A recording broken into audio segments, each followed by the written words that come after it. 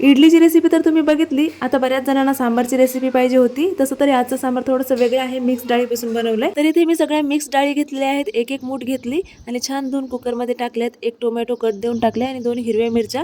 आणि आता फोडणीसाठी तर इथे चिंच आणि गुळ एका वाटीत भिजत घातले मी. कांदा, टोमॅटो, कोथिंबीर हे कट करून घ्यायचे. सोबत हॉटेल स्टाईल बनवण्यासाठी इथे वांग, दुधी भोपळा किंवा शेवग्याच्या शेंगा याच्यापैकी काहीतरी आपल्याला सांबारमध्ये टाकायला पाहिजे. तिन्ही असेल तर एकदम चांगलं. तर वरण एकदम छान शिजले. त्याच्यामध्ये चिंचचं आणि गुळाचं पाणी टाकून घ्यायचे. तर गॅसवरती मी पातेलं ठेवले, तेल टाकले. तेल गरम झाले की जिरे मोहरी टाकायचे, छान तडतडू द्यायचे. आता कांदा टाकायचा. कांदा थोडा जास्त टाकायचा. कांद्याला 2 मिनिटं परतून घ्यायचं. नंतर वांग टाकायचं. वांग्याला सुद्धा 2 मिनिटं परतून घ्यायचं. टोमॅटो टाकायचं. आता याला छान मॅश होईपर्यंत परतत राहायचं. मसाले टाकायचे, हळद, लाल तिखट, थोडासा कांदा लसूण मसाला, धने पावडर आणि सांबार मसाला 2 मोठे चमचे टाकायचा. मसाल्याला छान खमंग वास सुटेपर्यंत भाजून घ्यायचं. कोथिंबीर ऍड करायची. वरण टाकून घ्यायचं. पाणी तुमच्या आवडीनुसार टाका. चवीनुसार मीठ टाका आणि खळखळून छान सांबारला उकळी येऊ द्या. तर तयार आहे सांबार. आवडला असेल व्हिडिओ